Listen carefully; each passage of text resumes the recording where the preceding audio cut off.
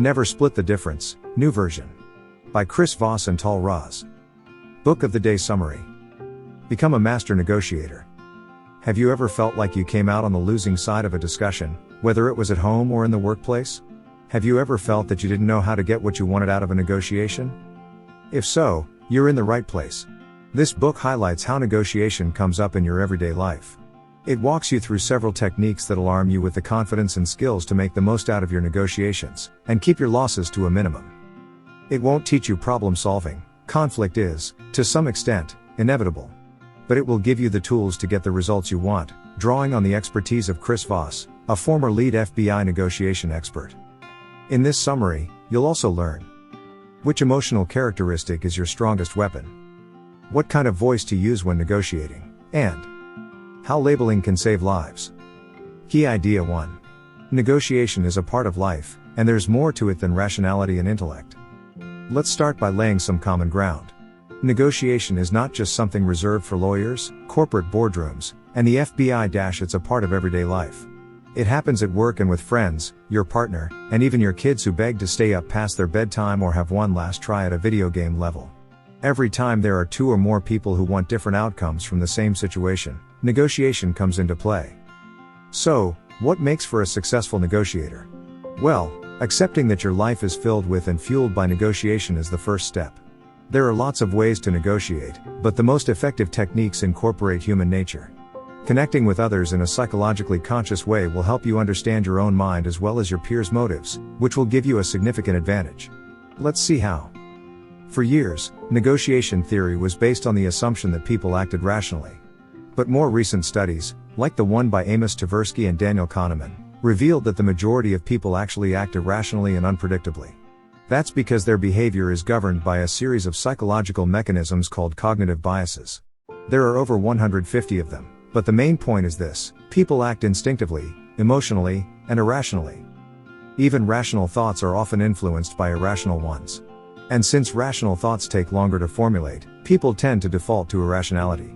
Just think about how you came up with that perfect comeback or answer to a discussion, minutes or hours after it ended. There's one key technique to negotiating effectively, and that's listening. In order to gain knowledge of how a person thinks and feels, you have to listen actively, strategically, and empathetically. Let's look at some techniques to put this active listening into practice. Key Idea 2.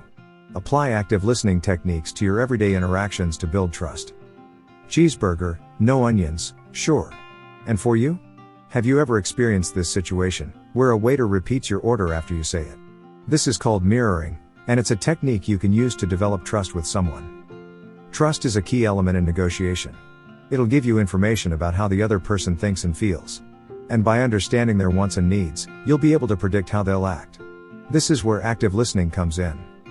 By actively listening to your counterpart, you'll achieve two things. First, you'll stop listening to your own irrational biases. And second, you'll make the person in front of you feel safe. You'll start talking about their wants, which will help you discover their needs. That's why mirroring is such a simple but enormously effective technique. When you copy another person's behavior or words, you comfort them. They get the feeling that you're similar to them, which generates trust and gets them to talk more. So just as a waiter repeating your order at a restaurant conveys that they got it, when you repeat another person's words, they feel you get them. Furthermore, mirroring transmits the feeling that you want to better understand what the other person is saying. This will make them reword their statement, and hopefully disclose more information.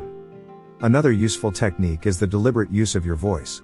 The voice is one of the key instruments used in negotiations, sometimes the only one, and your tone can heavily influence the outcome. There are two main voice tones to focus on here. The first is positive and playful. This should be your default voice. Try to speak while smiling, and you'll notice that your voice has an easygoing tone. That's what you're aiming for. When you project a positive attitude, people are more likely to collaborate with you and find a solution to the problem. The second voice is the late-night FM DJ voice, which should be used selectively. It includes a downward inflection and has a calm, slow pace. If used correctly, it should create a feeling of authority without triggering defensiveness.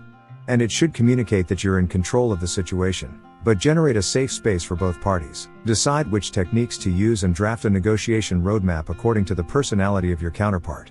Then hone your rapport and keep the conversation flowing to build trust. Key Idea 3. Emotion and empathy are tools you can use to create trust.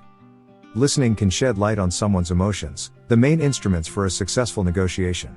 A psychotherapist dives deep into their patient's emotions to understand their problems and get them to change their behavior. In the same way, the more you can understand your counterpart's emotions, the more you can influence their actions to your advantage.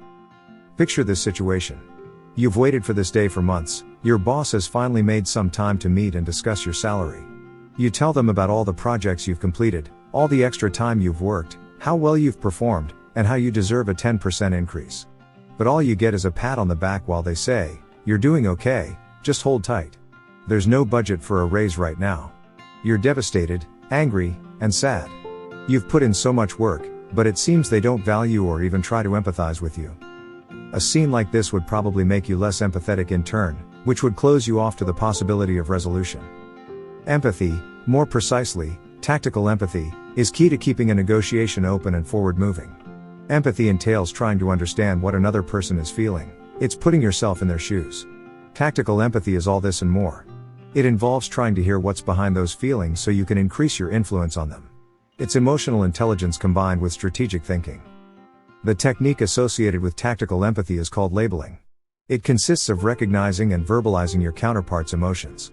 In this way, you validate and acknowledge them. You act as if you feel the emotions yourself, which again leads to trust. It may sound easy, but detecting emotions is something that needs to be learned. The first step is to become aware of body language and voice inflections. When talking about a certain subject, the tiniest clench of the lips or movement of the hands can say a lot about a person's feelings toward it. To formulate labels, take yourself out of the equation.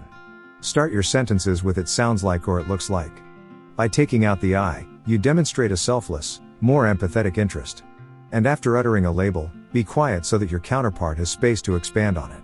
A label is not a question, it's a statement, which makes the spectrum of answers quite wide. Labeling works because it addresses underlying emotions rather than superficial ones, and it does so in a way that can diffuse any negative feelings. Let's go back to the salary discussion example. Instead of insisting on your achievements and long hours, maybe you answer something like, "It sounds like you're under pressure from upper management." In turn, they recount some internal management issues and their feelings toward them. You've gained their trust, which is why they now say, "I know you've been working hard, and I truly appreciate it. Let me see how I can move some numbers and get you an incentive." Through this approach, you show your boss that you understand their position, which makes them more open to understanding yours. Ultimately, empathy is a human instinct. It'll allow you to create more meaningful connections and have healthy relationships while serving as a tool to help you get what you want. After all, everybody wants to be understood. Key idea 4. Just say no. So far, it's been all positive thoughts and feelings. You should have a pretty solid toolkit of techniques to generate trust in your counterpart, which will help you gather information about their wants and needs, and direct the negotiation to where you want it to go. Now let's get into the negative side. We'll start by talking about a tiny word we all fear: no. This negative word can be the end of so many ideas. A buzzkill. A fun stopper. But, for a negotiator, it can be a fundamental weapon, when used right. Essentially, saying no allows you to clarify what you want and don't want. It gives you control, kicks off the negotiation, and hands you the lead. When you say no, you temporarily protect yourself by providing space to consider options in a relaxed way. No buys you time, and time gives you opportunities to persuade your counterpart into accepting your position.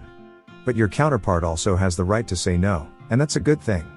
By letting them conserve their autonomy, you give them the illusion of control. So, for instance, if your boss denies you your salary raise, you could force a no by asking him, "Are you dissatisfied with my work? Or have I been underperforming?" By doing this, you give him the decision-making power, but nudge him into a corner where there isn't much else he can say.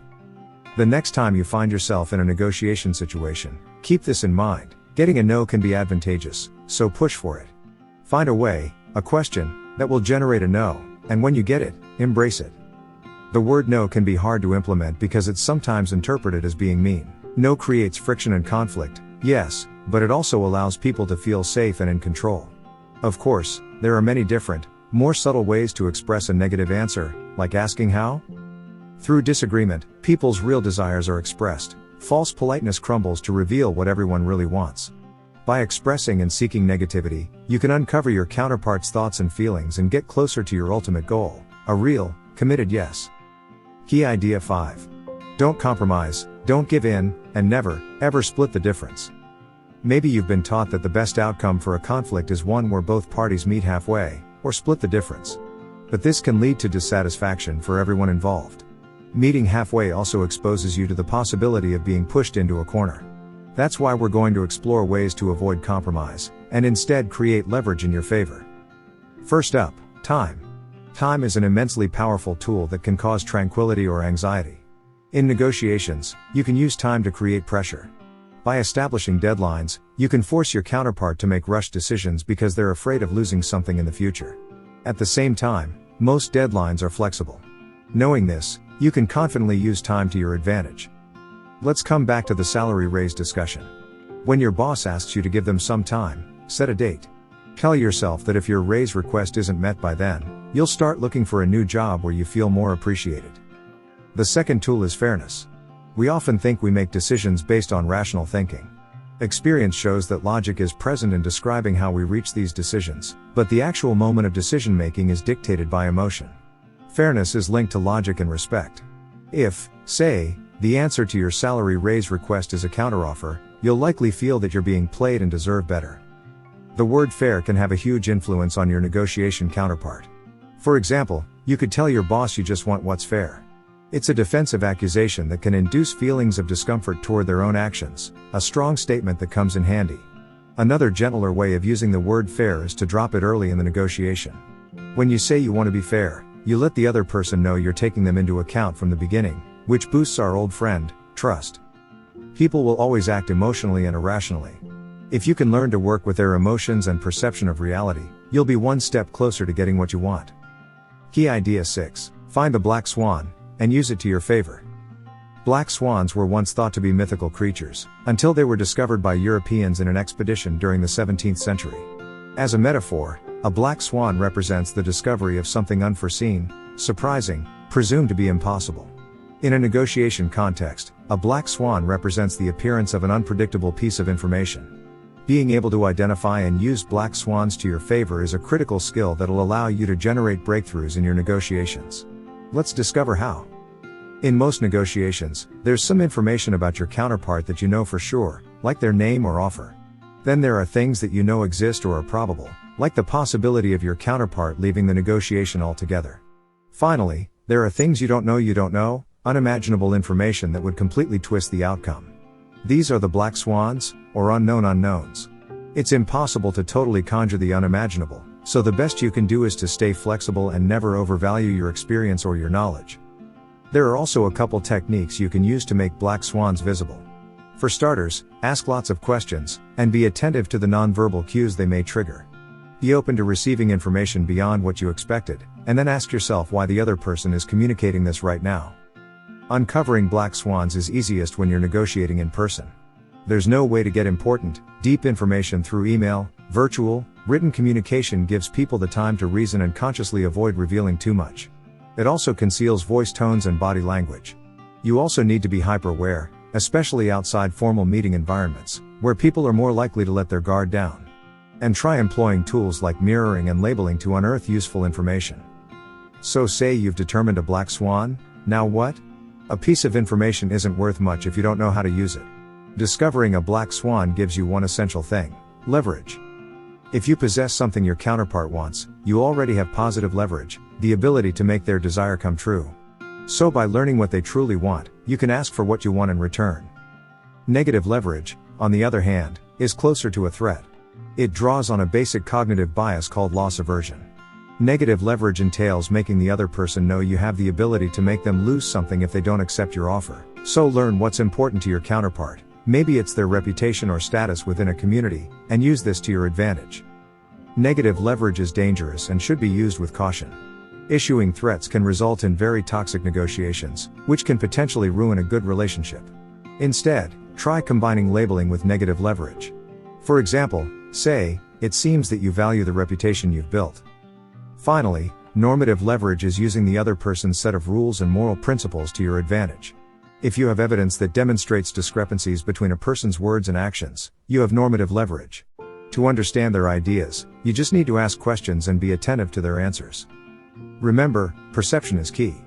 Keep your senses alert, and search for anything that could give you unexpected information about your counterpart. In this way, you'll be able to get ahead in any negotiation. Final summary.